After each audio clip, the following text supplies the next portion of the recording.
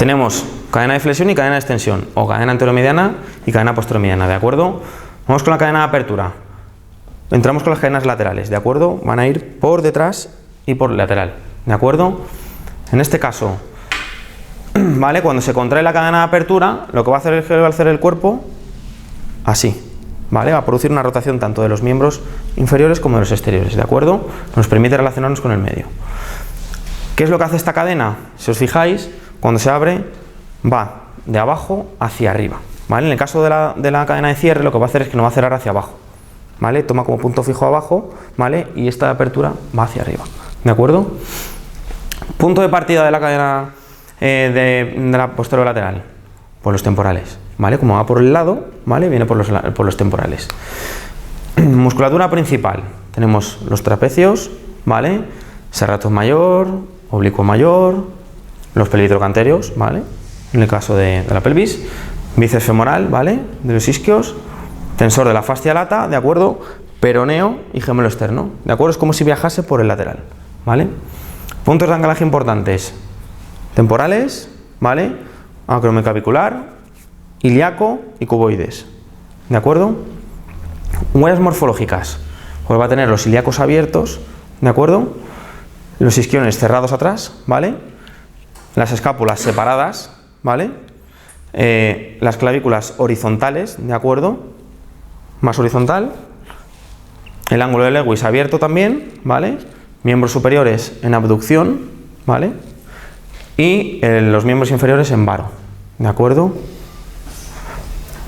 Luego tenemos, por ejemplo, en el caso del ilíaco tiende a ir hacia posterior, ¿vale?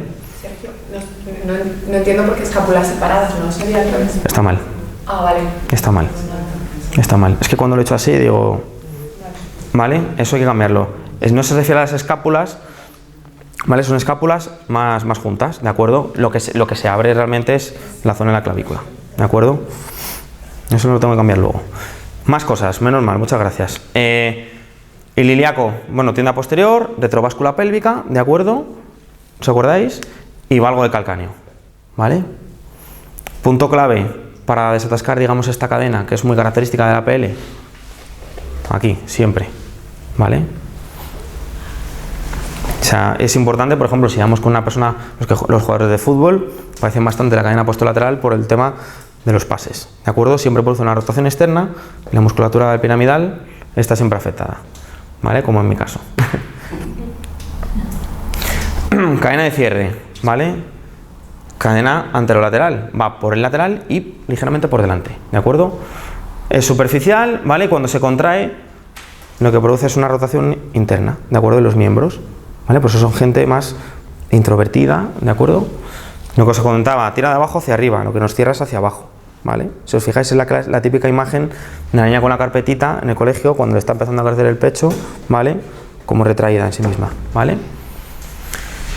Punto de partida, igual que la cadena posterolateral, ¿vale? Como son laterales, los temporales, ¿de acuerdo? Músculos principales, masetero, ¿de acuerdo? Los ECOM, ¿vale? Pectorales menores, ¿vale? Oblicuos menores y los tibiales. Cuando te refieres a músculos principales, ¿te refieres a los que son más hipertónicos o con más tensión? Los que más se cargan, efectivamente. Vale, ¿y los puntos de anclaje son donde hay bloqueos, por decir así? Los puntos de anclaje es donde se ancla más la fascia en esa cadena. Y que tendrías que tratar a ese nivel. Fundamental liberar el movimiento en esos puntos, exacto. Y cuando solo hablas de músculos principales, porque solo tratarían los hipertónicos y los hipotónicos. No, se tratarían todo, pero esos son los que generalmente suelen estar más afectados, los que encasillan la cadena en esa... Pero no significa que estén hipertónicos, que hiper o hipo. Puede ser, ¿vale? Puntos de anclaje, pues eso, temporal, acromioclavicular, es decir, todo lo lateral, igual que el anterior, ¿de acuerdo? Ilíaco, y como es la anterolateral, va a caer al escafoides. En el caso de la anterior, va a caer al cuboides, ¿vale? Huellas morfológicas. Las clavículas en V, ¿de acuerdo? Como está así, una clavícula, ¿de acuerdo? Ilíacos cerrados, ¿vale? Los isquiones están abiertos, es justo en el caso contrario, ¿de acuerdo? Como están así, si os fijáis, los isquiones se abren, ¿vale? Y los ilíacos se cierran. El ilíaco tiende a ir hacia anterior, ¿vale? Por acción del glúteo medio, ¿vale? Y se produce una báscula anterior. Los miembros superiores tienden al valgo, ¿de acuerdo? Y los miembros inferiores también, ¿vale? Sobre todo en carga, ¿de acuerdo? Cuando están tumbados se produce una rotación interna, ¿vale? Con una pronación en el pie, ¿de acuerdo? El tensor de la fascia lata, ¿de acuerdo? Está más anteriorizado y el ángulo de Lewis está cerrado, ¿de acuerdo? Aquí se cierra, cerramos aquí, ¿vale? Las escápulas basculan hacia afuera, generalmente las suelen tener aladas, ¿de acuerdo? La típica persona con las escápulas un poquito más salidas. Cadena neuromeningia, ¿vale? Esta sería la cadena AP de GDS, ¿de acuerdo? Lo que nos va a permitir es que crecer. Generalmente se caracteriza por personas que son muy rectas, ¿de acuerdo? Que están muy sobre el eje medio, ¿de acuerdo? ¿Qué representa? Toda la unión fascial, ósea, muscular, ¿vale? De todas esas estructuras de la parte anterior de la columna, ¿de acuerdo? Va por dentro, ¿de acuerdo? E incluye las meninges, el sacro, ¿vale? Lado del cerebelo, lado del cerebro, es decir, todo el sistema, si os fijáis, neuromeningio, ¿de acuerdo? Va desde abajo hacia arriba, por eso nos permite crecer, ¿vale? Es la inspiración, ¿de acuerdo? En el caso de los puntos de anclaje, tenemos, ¿de acuerdo? Occipital, tenemos el esternón, ¿vale? Y tenemos el sacro. Acordaros que estos son imágenes de Busquet, ¿vale? Que no son exactamente las de GDS, lo que pasa es que es muy gráfico a nivel visual, ¿vale? Por eso nos cuadran a lo mejor los puntos de anclaje, ¿de acuerdo? Aquí no hay ningún punto de anclaje, si os fijáis, ¿de acuerdo? En las de GDS pues dan más músculos, ¿de acuerdo? Músculos principales, ¿vale? No es que sea un músculo, pero son como lo que va, digamos, a fijar la cadena, pues va a ser la tensión en la dura madre, ¿vale? En los transversos espinosos, ¿vale? Y en el largo del cuello, ¿de acuerdo? Huellas, generalmente rectificación, ¿de acuerdo? En toda la columna, gente con la espalda recta, cuando os venga ahí en la consulta, la típica persona que tiene con toda la espalda rectificada, ¿vale? Que es como un sargento, si os fijáis, ¿vale? Son personas que tienden mucho hacia la rigidez, ¿de acuerdo? De la rectitud. Vale, rectitud de toda la columna, el sacro más vertical, ¿de acuerdo? Porque tira hacia arriba, el sacro está más vertical, y flexión de cadera, ¿vale? Si os fijáis, mete ahí, ¿vale? Al estar recto, ¿de acuerdo? Cuando se produce, digamos, esta cadena en exceso, lo que se produce es una especie de compensación y se produce una hiperlordosis, ¿de acuerdo? Que es vamos, he visto algún caso, ¿de acuerdo? Y es de aquí a aquí, es recto como un palo y aquí tiene una curvatura brutal, ¿de acuerdo? Que eso lo podéis ver en casos sobre todo bueno, evidentemente de niños, en un bebé no lo vais a ver, ¿de acuerdo? Pero es una curvatura muy fuerte aquí, muy fuerte, ¿vale? Y luego tenemos una rectificación fuerte en el resto. Cadena visceral, ¿vale? La cadena de inspiración, que esta sería si esta la anterior era la P, esta es la PA, ¿de acuerdo? Va por la línea media, anterior y profunda, ¿de acuerdo? Va por delante, pero a nivel profundo, ¿de acuerdo? Está pegadita, ¿vale? A la columna. Voy a fijarme porque creo que en la anterior, esta es la que va por posterior, esta está, no, esperaros, esta, sí está bien puesta, vale, de acuerdo. Representa toda la bolsa facial, ¿vale? Como es la cadena visceral, ¿desde dónde va toda esa fascia? Desde la base del cráneo, ¿de acuerdo? Va por la garganta, todas las vísceras, hasta la pelvis, ¿de acuerdo? Luego continúa con músculos en GDS, ¿vale? Por eso si os fijáis, en Busquet llega solamente hasta aquí, ¿vale? En GDS son diferentes. Luego las vais a tener también, ¿eh? Puntos de anclaje, occipital, ¿vale? Esternón y sacro. Secundarios, esfenoides y sobre todo dorsales altas, ¿de acuerdo? Mucha gente que tiene rectificación en las dorsales altas, ¿vale? Viene del problema de las vísceras, ¿de acuerdo? Charnera dorsolumbar y perine, ¿de acuerdo? Esos son todos los puntos de anclaje. Músculos primarios, escalenos, ¿de acuerdo? Por la respiración, si os fijáis.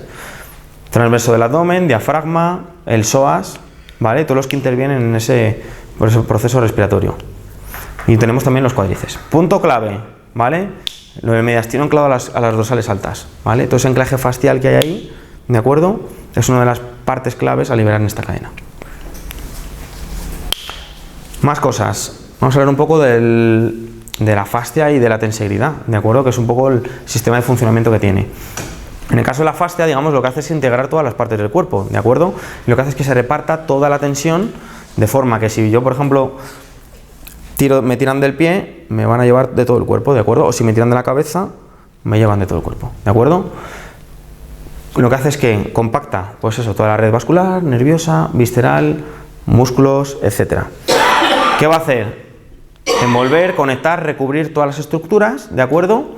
Y lo vamos a dividir principalmente, hay más divisiones, ¿vale? Pero así un poco, digamos, a nivel más inicial, digamos que es la fascia superficial y una fascia profunda, ¿de acuerdo? La fascia te permite, ¿vale?, estar en todas partes al mismo tiempo. Por eso os digo que cuando ya tienes más experiencia, sobre todo en el trabajo con los peques o incluso en el de los adultos, tú puedes trabajar a un niño toda la sesión desde la cabeza. Si tú sabes cómo van conectando todas las partes y vas sintiendo todas las partes, a lo mejor no hace falta ni que muevas las manos desde ahí, ¿de acuerdo? Con un adulto igual, ¿vale? ¿Cómo vamos a ver el sistema? Si os fijáis, hay un modelo de tensegrítico, ¿vale? Los palos actuarían como los huesos y las cuerdas como todo el sistema muscular, facial, ¿de acuerdo? Esto lo que forma es un sistema de tensiones recíprocas que está en continuo movimiento, ¿de acuerdo? Nosotros, en nuestra vida diaria, da igual cómo estemos en la posición, eso siempre está funcionando, ¿de acuerdo? Porque siempre hay movimiento interno, ¿de acuerdo? Como ya hemos dicho, el movimiento se organiza en torno a 4 masas, ¿vale? O 4 grandes esferas que se mueven sobre 4 núcleos de movimiento, ¿de acuerdo? ¿Qué ocurre? Que a partir de esas tensiones, ¿vale?, se van a apoyar en 8 puntos de anclaje.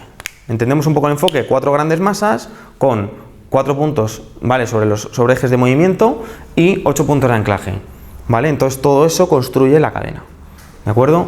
Cuando está todo en equilibrio, las estructuras, ¿vale?, y los diafragmas, si os fijáis, en cada masa va a haber un diafragma, ¿de acuerdo? Pueden respirar sin problemas.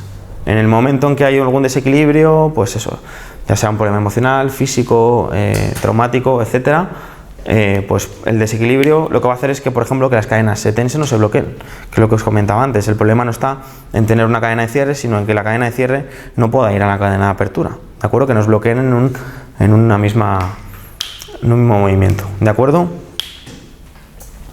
Aquí tenemos un ejemplo, ¿vale?, del sistema de tensiones recíprocas, es cómo funciona el cuerpo, ¿de acuerdo? Y aquí tenemos a Buckminster Fuller, que digamos que fue el que descubrió el modelo de tensegridad, y este hombre pues lo empezó a aplicar a conceptos arquitectónicos, ¿de acuerdo? Y luego nosotros, cuando hemos descubierto todo el funcionamiento fascial, lo hemos llevado a él, ¿de acuerdo? Porque usa ese mismo modelo, ¿vale? Bueno, también tenemos el modelo hidroneumático, que esto quiero que lo entendáis para ver cómo se producen todas las deformaciones, no solamente a nivel craneal con las plagiocefalias, ¿de acuerdo?, sino a nivel respiratorio, de la columna, etcétera, ¿vale? El cuerpo no es hueco, ¿de acuerdo? Entonces, el sistema fascial, como está por dentro, ¿de acuerdo?, va a crear una serie de continentes, ¿de acuerdo? El contenido se equilibra mediante el sistema hidroneumático, ¿vale?, de presiones, es decir, por ejemplo, en función de los volúmenes que tengamos, ¿vale? Estamos llenos de moléculas líquidas y gaseosas, ¿vale?, que están produciendo empujes continuos y discontinuos, ¿vale? Entonces, por ejemplo, un bloqueo, lo que va, por ejemplo, en el esternón, una cadena, ¿vale?, digamos, por ejemplo, de cierre, lo que va a producir es que yo no tenga aquí volumen, casi espacio, tenga que respirar más con la tripita. Entonces la tripita tenderá más, ¿vale?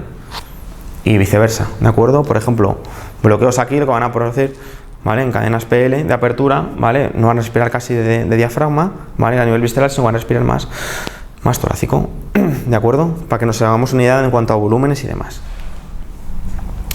Tenemos el modelo hidroneumático de Caroline Stone, ¿vale?, para que veáis, si os fijáis, esto actuarían, tenemos como las 3 grandes masas, ¿de acuerdo? Bueno, aquí he puesto también en el diafragma para separar un poco las 2 cavidades, ¿de acuerdo? Pero si os fijáis, aquí, ¿vale?, tendríamos, por ejemplo, el cráneo, el tórax y la pelvis, ¿de acuerdo? Entonces lo que hacen es compartimentar esas grandes masas, ¿vale?, para, digamos, equilibrar las tensiones, las presiones, ¿de acuerdo? Entonces, en el momento en que se produce un bloqueo en una, las otras 2 tienen que efectuar ese proceso de ajuste, ¿no? Entonces, todas las deformidades estructurales, como las hipercifosis, las hiperlordosis, las escoliosis, todo esto vienen porque el sistema de presión está mal distribuido, ¿de acuerdo? Aquí podemos ver un ejemplo, ¿veis? Todo el sistema fascial, ¿de acuerdo? Entonces, cualquier cambio de presión, ¿vale?, en ese sistema hidroneumático, pues va a modificar. Si os fijáis aquí, he puesto sistema de tensión recíproca, respiración y movimiento extisorial de los líquidos. Si tenemos todo eso restablecido, es decir, si todo eso funciona bien, el cuerpo funcionará bien. En el momento en que eso no funcione, tendremos problemas, ¿de acuerdo? ¿Qué vamos a buscar realmente en osteopatía? Es calidad de movimiento, ¿vale? Sobre todo. Luego la cantidad de movimiento viene después, ¿vale? Pero sobre todo vamos a hacer que la persona se mueva bien, ¿de acuerdo? ¿Qué queremos? Que respire bien, ¿vale? Que su sistema facial se mueva bien y que el sistema circulatorio, ¿vale?, esté libre, ¿de acuerdo? ¿Cómo vamos a conseguir eso? Gracias al sistema nervioso central, ¿de acuerdo? Es como el gran director, ¿vale? ¿Qué vamos a buscar con nuestro objetivo en osteopatía? Liberar el movimiento tridimensional, ¿de acuerdo? Las estructuras. Cuando algo se mueve más, ¿vale? Tenemos un poco mal ese concepto, que algo se mueva más no quiere decir que se mueva mejor ni que sea bueno, ¿vale? Lo que generalmente suele implicar, por ejemplo, en el caso de las hiperlaxitudes, ¿vale?, es que ese exceso de movilidad es por una falta de tono, digamos, a nivel ligamentario, ¿de acuerdo? Entonces, lo que ocurre generalmente es que cuando hay una hiperlaxitud en una zona, ¿vale?, es decir, hay un exceso de movimiento en otra, generalmente es porque hay un menos movimiento en otra. Hablo a nivel no genético, ¿vale?, de hiperlaxitud ligamentaria, pero por ejemplo, si nos encontramos con un exceso de movimiento en el hombro, ¿vale?, pues al final habrá un problema en el codo, etcétera, ¿vale? O en el otro hombro, si este se mueve muy bien hacia acá, el otro se moverá mal, ¿de acuerdo? ¿Qué ocurre? Cuando no hay un buen control motor, ¿de acuerdo?, pues se producen descompensaciones, ¿vale? Perfecto. ¿Cortamos si quieres? Pues vamos a hacer una especie de introducción a la biodinámica, ¿vale?, para que sepamos un poco cómo funciona, ¿vale? Esto que os pongo aquí, que es la actitud, realmente en biodinámica lo que se trabaja es con la actitud. Es decir, generalmente en osteopatía lo que vamos buscando es encontrar la lesión, ¿de acuerdo? Entonces, en biodinámica se cambia totalmente el enfoque, ¿vale? Lo que vamos a buscar es la salud. Entonces, al enfocarte a la salud, lo que va a ocurrir es, por ejemplo, cuando estamos trabajando con craneal, nos van a llegar cosas diferentes, ¿de acuerdo? Entonces, el cuerpo es como que lo enfocas a curarse, ¿vale? No a centrarse en la lesión, ¿de acuerdo? Es importante que cuando estamos tratando, ¿vale?, ahí os pongo 80% el terapeuta y 20% el paciente. ¿Qué quiere decir esto? Pues que el 80% del tiempo tenemos que estar centrados en nosotros. Es decir, nosotros sentimos al paciente a través de nosotros, ¿vale? Generalmente cuando estamos haciendo craneal estamos pendientes de la persona, ¿vale? Pero en biodinámica es como que sale de dentro de ti. Primero te fijas en ti y sientes a través de ti al paciente, ¿de acuerdo? Complicado, pero luego lo vamos a hacer, ¿vale? Por eso luego también somos capaces de sentir, pues podemos sentir a la mamá, al papá, ¿de acuerdo? Lo que os comentaba, nos enfocamos a la salud y no a la lesión, ¿vale? Es como un cambio de chip que tenemos que hacer los osteópatas, ¿de acuerdo? Bueno, osteópatas, fisios, etcétera, ¿de acuerdo? ¿Qué es lo que tratamos de hacer? Pues unificarse como un campo, ¿vale? Entonces, establecer un vínculo con el paciente o con los pacientes, ¿vale? Porque si te vienen a consulta los papás y los hermanos, se trata de hacer un tratamiento familiar, ¿vale? Aunque nos centremos en el peque, porque el peque es el que tiene el problema, ¿vale? Pero el problema del peque puede venir por un problema de la madre, ¿de acuerdo? Entonces, principios de la biodinámica.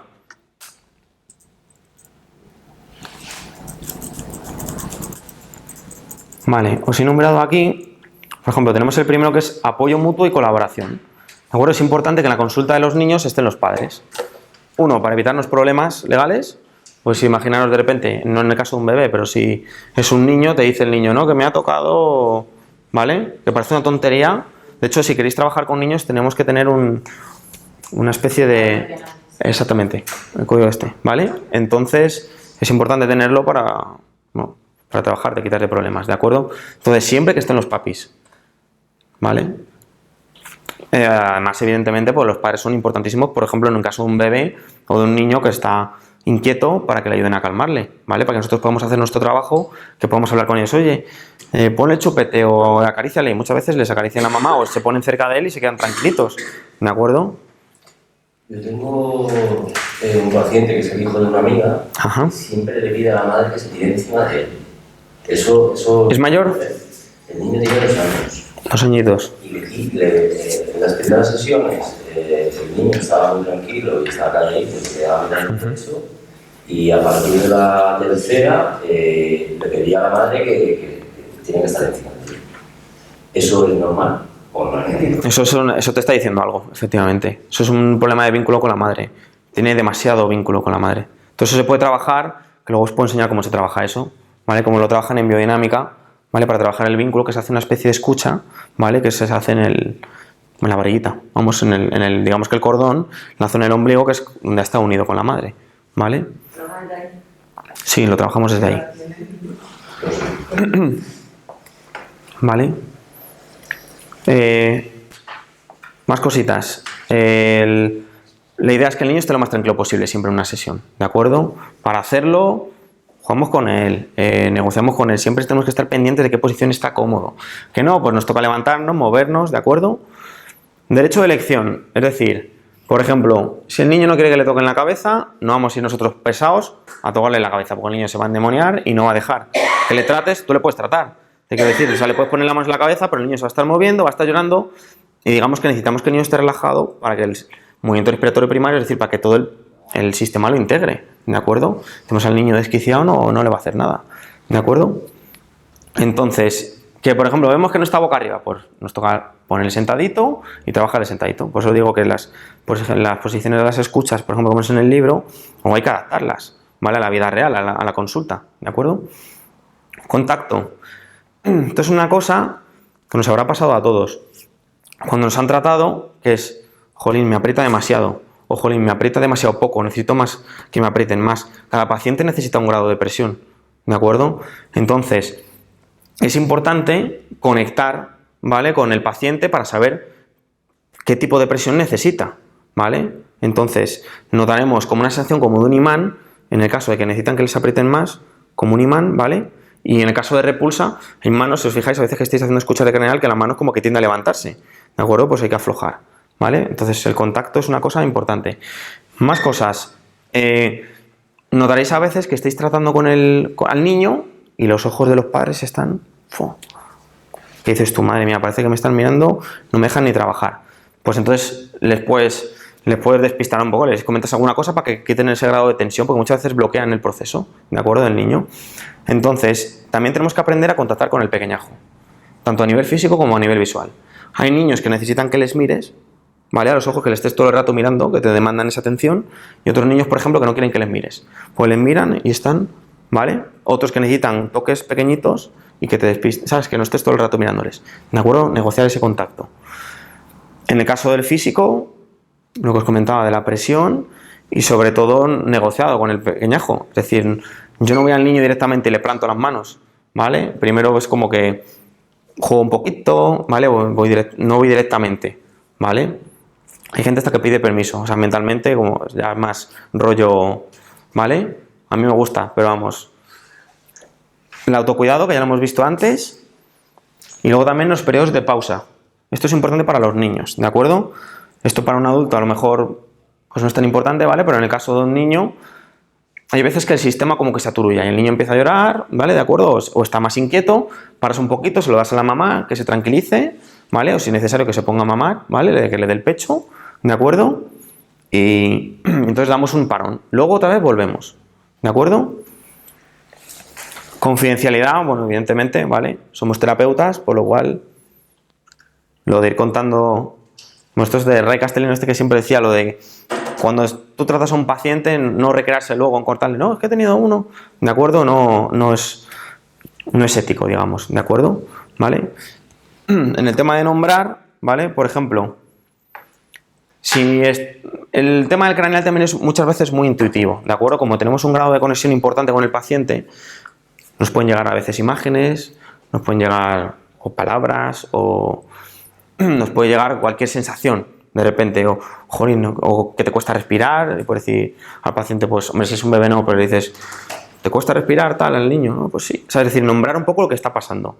Si vemos que el paciente, por ejemplo, al cambiarlo de posición se pone intranquilo, pues otra vez volvemos, ¿vale? Es decir, mira, aquí pongo, si detectamos que hay una persona con la que no tiene buen vínculo, es decir, nombrarlo. Si de repente vemos que el niño con el padre hay una sensación extraña, pues de repente pues digo, ¿qué tal con papi? A lo mejor no está en la consulta, pero lo podemos decir. Y entonces vemos que si hay alguna respuesta en el niño, ¿de acuerdo? Hay gente que utiliza para esto muñequitos para las constelaciones, ¿vale? O incluso le dicen al niño, imaginaros, estamos tratando a un bebé y está la hermanita pequeña. Y dices, venga, ponte a pintar. Entonces se pone a pintar la niña y le preguntas por el padre. Entonces, hay veces, lo digo porque me ha pasado, empiezan a hablar sobre el padre, la niña empieza a apretar más fuerte, ¿vale? Y empieza a apretar. Entonces son cositas que nos podemos ir fijando, ¿de acuerdo? O de repente, he pintado a mi hermano y el hermano es como el padre de la familia, ¿vale? Es como el eje central de la familia, ¿vale? Son cositas que podemos trabajar para luego orientar a los padres, ¿de acuerdo? ¿Vale? Todo eso lo de nombrar va por eso, ¿vale? Por hacerlo, manifestarlo en la sesión para que se trabaje. Aspectos generales, ¿vale? Lo que os comentaba antes, esto de pedir permiso, ¿de acuerdo? Hay veces que, por ejemplo, ya al niño no le toco, a lo mejor empiezo a hablar un poquito con él, no le toco hasta que noto que quiere que le toque, porque hay veces que notas que no quiere, ¿vale? Es una sección como de repulsa, ¿vale? Generalmente cuando estoy haciendo el historial y voy rellenando todos los datos, lo que aprovecho es eso para ir hablando, le echo alguna miradita al niño, ¿de acuerdo? Para ir, digamos, estableciendo vínculo con él, ¿vale? Importante, que eso lo vamos a trabajar ahora antes de trabajar, ¿vale? De ponernos a practicar, es enraizarte, es decir, fulcrarte al suelo, ¿vale? A todos nos ha pasado alguna vez que estamos trabajando con algún paciente con craneal o lo que sea, y es como que te lleva él. Dices, me voy, ¿vale? O te llegan y te altera a ti emocionalmente, ¿vale? Te empiezas a poner como triste y dices, jolín, ¿qué me está pasando? ¿Vale? Es importante enraizarse al suelo y fulcrarte para que no te lleve el paciente, ¿vale? Y trabajar en marea larga, ¿vale? Si es posible. A lo mejor hay veces que hay que trabajar desde la... ¿vale? Lo de la línea media os enseñaré también a alinearos, ¿vale? Es una cosa que se hace también en biodinámica, que es para estar, digamos, sobre el eje, para que no te vayas, igual que fulcrarte, ¿vale? Va todo unido. Bueno, los movimientos de mareas, que ya lo hemos hablado antes, ¿vale? ¿Veis? Si os fijáis, este de marea larga es cuando empieza ya el paciente. Sabes que empieza a hacer respiraciones largas, ¿de acuerdo? Que incluso tu respiración se fusiona con la del paciente, ¿vale? Yo no he hecho todavía craneal. Entonces, ¿cómo induces a que el paciente llegue a eso? No, o sea, no es que lo induzcas. Hay que esperar a que tú notes eso. Claro, tú empiezas a trabajarle y empieza a suceder. Entonces, a lo mejor al principio notas que los movimientos van desarmónicos y empiezas a notar como que la respiración tuya y la de él se van sincronizando. Entonces dices, anda, mira, van a la vez, ¿vale? Es lo que van notando. Es como que ese pulso terapéutico del que hablábamos antes es el correcto, ¿de acuerdo? En este caso, en el caso de los niños, pasa mucho porque se quedan como en estado de vigilia. Es decir, se quedan con los ojitos abiertos, así, tan tranquilos, ¿vale? Así o dormidos. O sea, ahí estamos en marea larga, ¿vale? Pero el estado de vigilia es muy curioso porque se quedan tan tranquilitos, le puedes hacer lo que sea, que están relajados, con la respiración, que generalmente tienden los niños a tener una respiración acelerada y les baja muchísimo. De hecho, hace poco tuve un niño, debe tendría 2 mesecitos así, entró en una marea larga tan profunda que me asusté porque pensaba que se quedaba inconsciente el niño.